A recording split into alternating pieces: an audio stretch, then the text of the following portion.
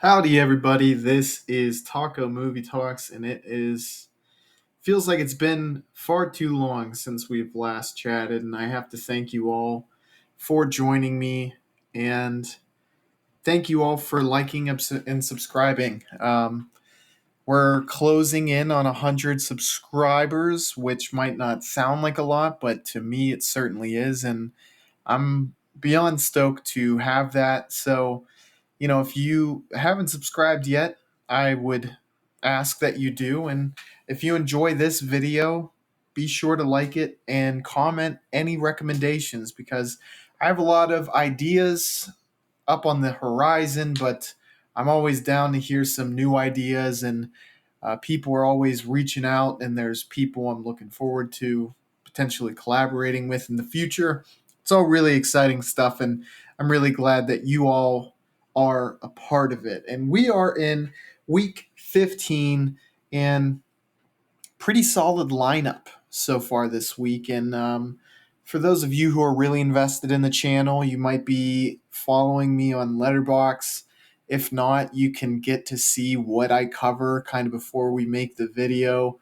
And Decalogue, which is a Polish 10 episode TV series by Krzysztof Kieslowski, is one of the biggest projects that I am working on right now with co-host Ethan, which is something that you should be on the lookout for because I am halfway done watching it and I need to check where he's at, but that's definitely something to be looking forward to because it's hard to access. So you might not have gotten to seen it yourself, but potentially the episode will push you to get it any way that you can. I know Criterion has it available from time to time, but currently it's not.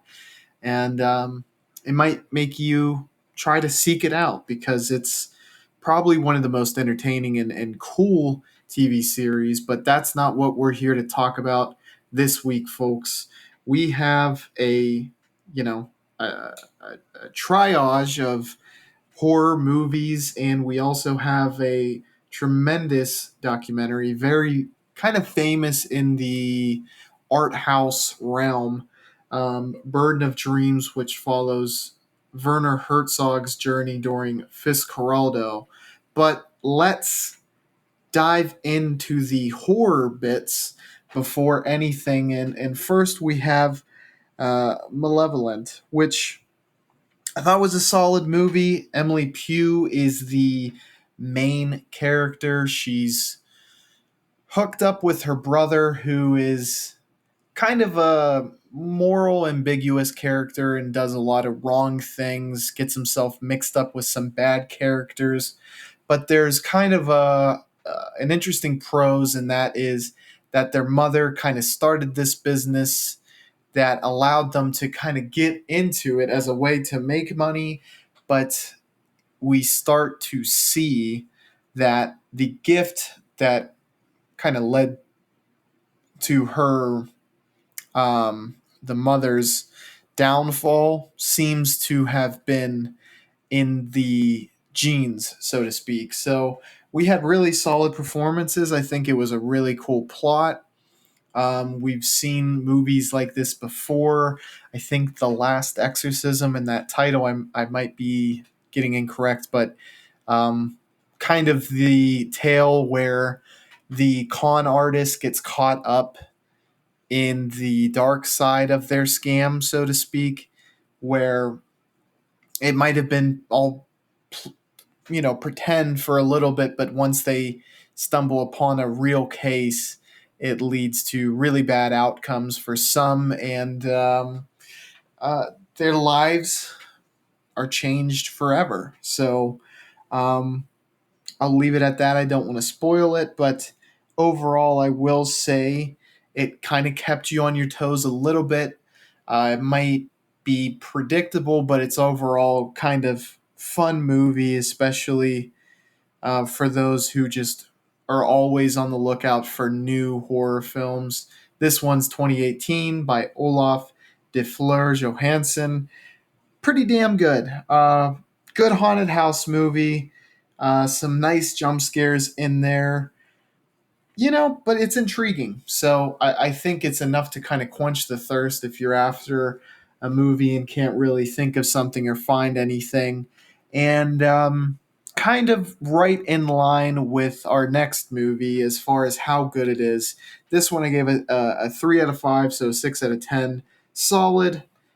Nothing groundbreaking, nothing absolutely must watch, but one that I could say, yeah, I think you might like it.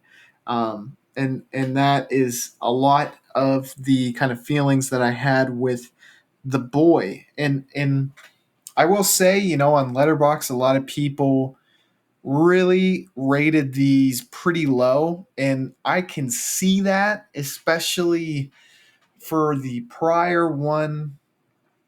If you didn't feel kind of surprised by anything and felt like the ending was predictable, this one, if you go into it with no information whatsoever, I don't think you're I think you will be surprised. I don't think you're going to be able to predict it. And I can't speak from that on experience because it was a movie that my girlfriend had seen and had in passing mentioned the big twist, and I kind of remembered it halfway through. One thing I will say though, I kind of got to experience it from both the perspective of a new watch, but also having some knowledge of the twist.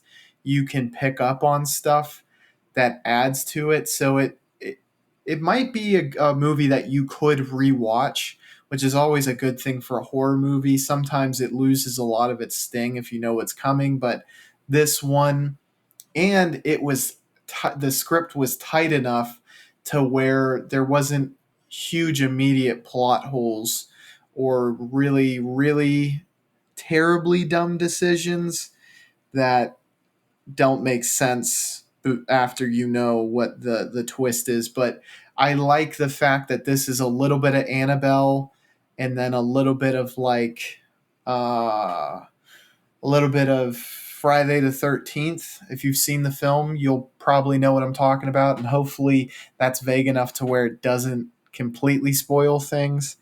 I liked it. It's inspired by pretty great films, um, and it explores different kind of archetypes well, to where it has enough in the cauldron to keep it spicy, so to speak, or interesting.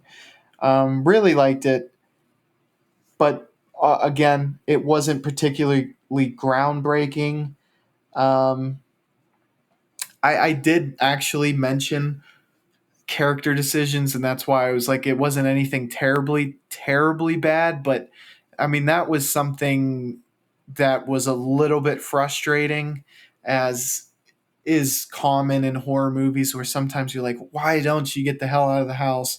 Why don't, but I think that is like split 50-50 between people who can just kind of let go and just enjoy the movie, and then people who, like myself, you get a little bit too caught up in things and you think too critically of it when it's just there for entertainment above all things.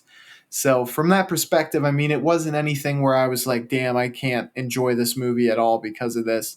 But I couldn't justify ranking it higher or rating it higher for, the correct term, than a 6 out of 10 or a 3 out of 5 because of that.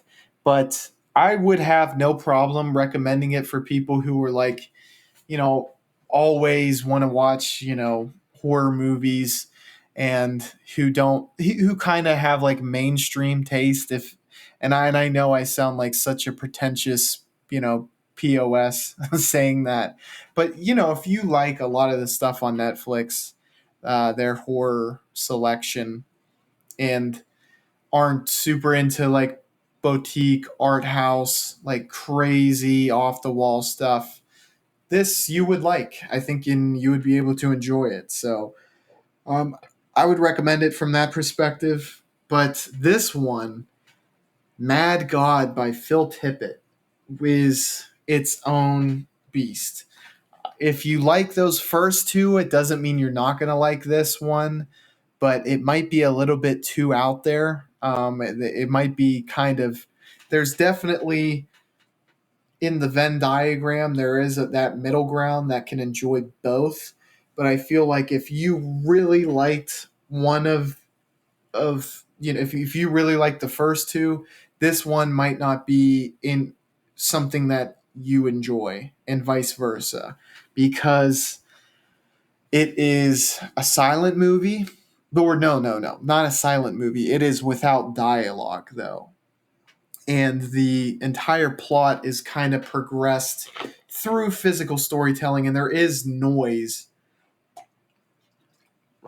so it's not silent. But one thing I will say, and I'm going to make a correction here on the fly, because it was not 2022, it was 2021, and that is my mistake. But it is able to make up for any lack of dialogue through kind of physical storytelling, for lack of a better term. Um, I think all, if not most, of this film is stop motion. I think there's a few actors, like nurses and doctors, who are actually real people, and then another character who I'm not sure what their kind of title would be. But beyond that, the stop motion is top notch, and um, maybe one of my favorite. I think Nightmare Before Christmas is maybe my favorite. I'm not like, I don't seek out stop motion, but I can certainly appreciate it. This is one that I really, really appreciated.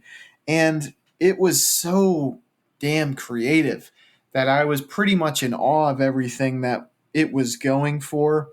And I feel like it connected on a lot of what it was trying to do. So, I mean, let's just think of it right now from the aspect of trying to tell a story without dialogue, without kind of line cards playing after scenes. To be able to do that, you got to really master storytelling. This, I think, does that, and it goes for kind of a grandiose story, but also does it in a semi simple way. So, one word I would say is that this is genius, and it's a love letter to horror. Some of the hellscapes are just amazing. So much detail. Um, Really, it comes from the mind of one person, and there's definitely a whole lot of inspirations, but it's very uniquely Phil Tippett.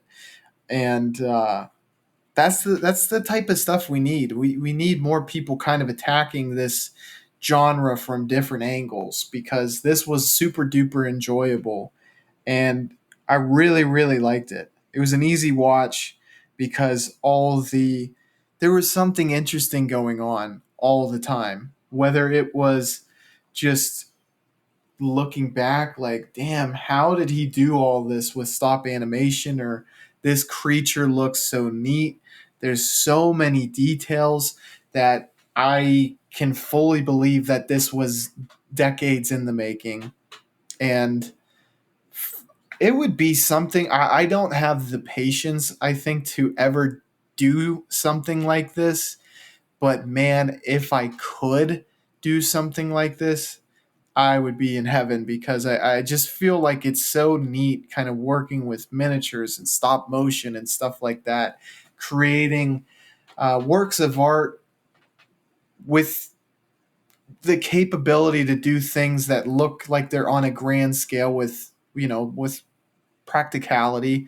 Um, that CGI just never seemed as alluring to me as like actually physically creating something, where like this film does. And if you've listened to a lot of my stuff, I am always talking about this when it comes to the Godzilla and Gamera, the kaiju movies.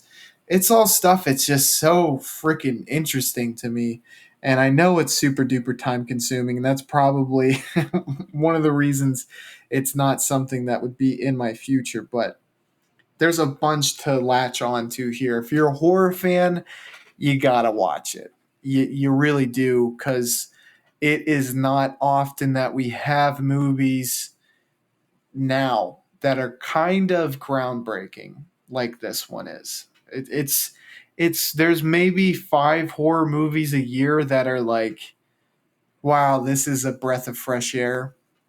This is, and we're lucky to have stuff like this still coming out. I gave this one 4 out of 5 stars, and yeah, I think that about says all you need to know, because for a horror movie, it's kind of top of the, it's near the top of the tier, um, for me, and I'm a big horror fan, so couldn't recommend this one enough. Obviously, it's not for everyone. Like I said, I mean, there's no dialogue, so for people who like more of a conventional horror movie, this might be too experimental for you, but I don't think it's too off the wall crazy. The narrative is actually something that you can follow pretty closely and really get, what it's trying to tell, but um it does very well to tell the story without words. So I don't think it's anything that's confusing. It just might not be what you're used to, and sometimes that can be a huge turnoff when it's not what when you get a different flavor when you're always used to chocolate, for lack of a better term. So, but I think a lot of horror fans are going to be able to enjoy this and should seek it out, because it was a big deal on Shudder when they added it, and if you have Shudder, definitely check it out. Last but not least, we have Burden of Dreams by Les Blank.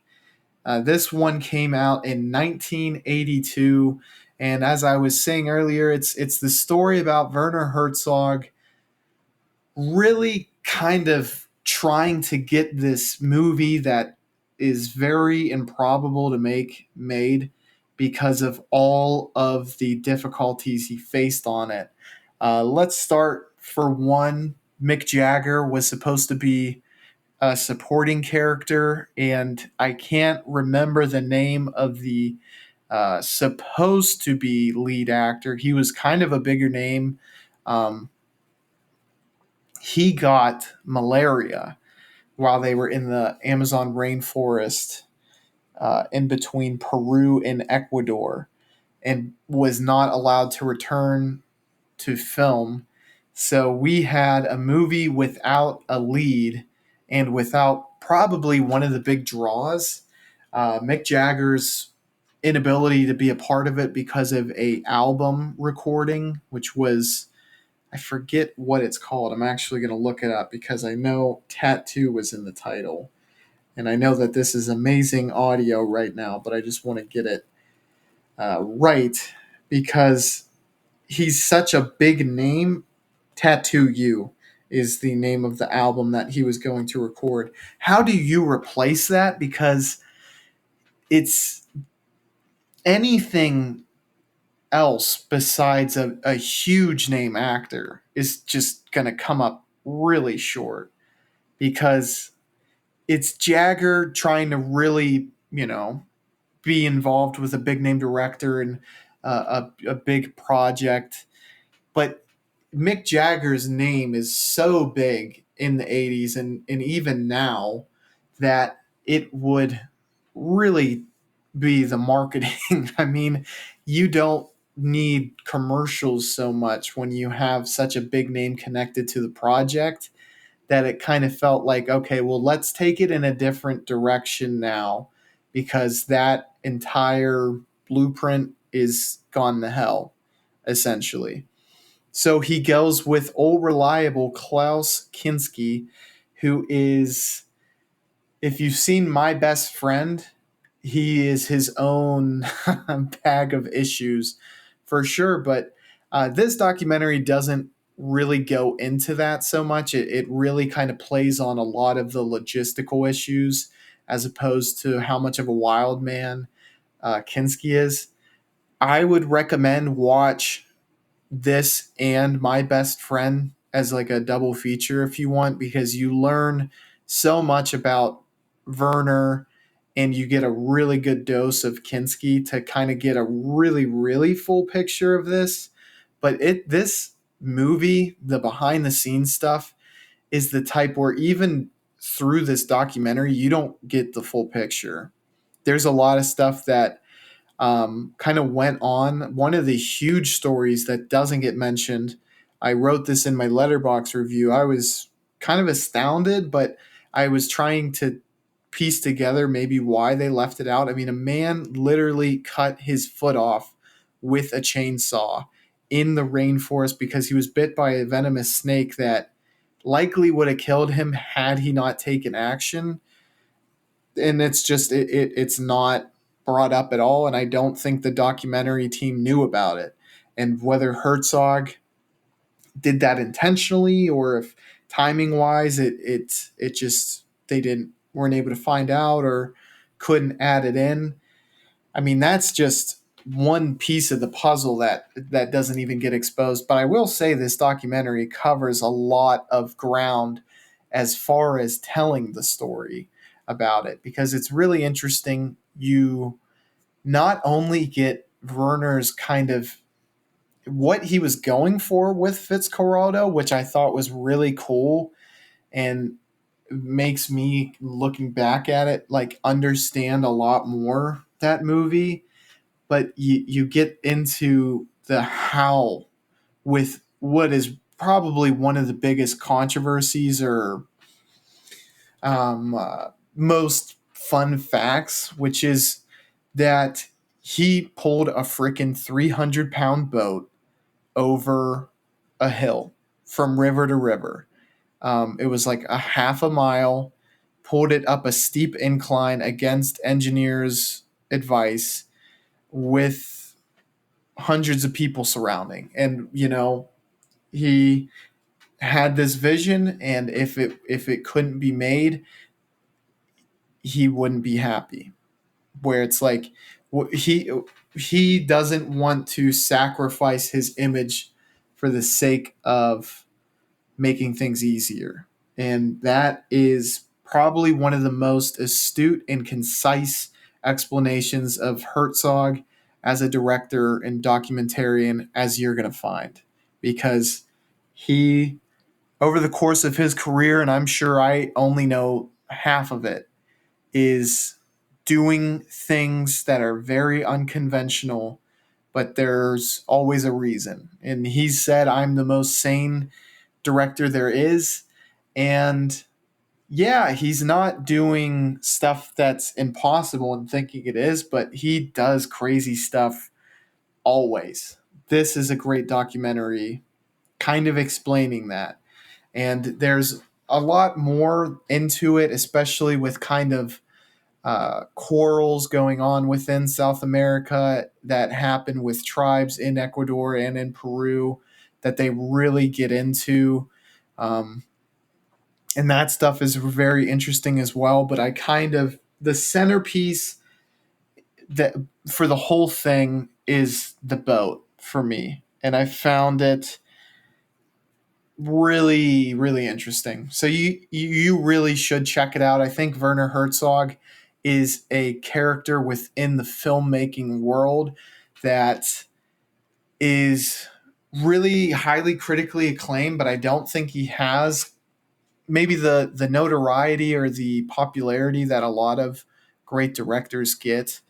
And I think it's time we change that, because he's one that I really, really like. And if your tastes are anything like mine, I think you would enjoy checking him out too. He certainly has films that are better than others, but it's always his own thing. And that's something that you really have to respect. And I think you will gain a lot of respect for Herzog after watching this one, and Les Blank too, because this was a really well done documentary. And I love documentaries, so it's always good to check out a good one. I gave this one 4 out of 5 stars. Much enjoyed. Would recommend. Documentaries, I think, are more. I know this term doesn't quite relate to what I'm using it, but evergreen in the sense that a lot of people can just enjoy really most subject matters when it's a documentary. If you like documentaries, you like the majority of them. So I think we can all agree if you like documentaries, this is going to be one that you're going to like. And that's what my spiel is for the week. Be on the lookout for week 16. Perhaps the Decalogue episode will be ready to record then. I certainly hope so because those episodes are so damn interesting, and Kozlowski and the Christoph duo of writer and director with Pioslowski, and I think I completely butchered that name, but or Preskachov, I'm not sure, and I sound completely ignorant right now, but the writer that worked with Kieslowski, they're just a top tier duo without a doubt, and also fans of Goodfellas and Boogie Nights, be out on the lookout for something special.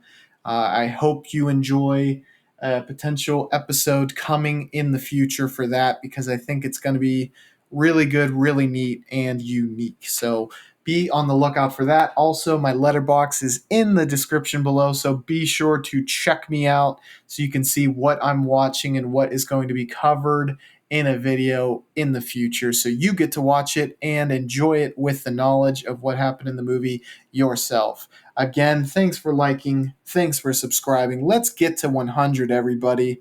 And I will catch you on the flippity floop. Bye, y'all.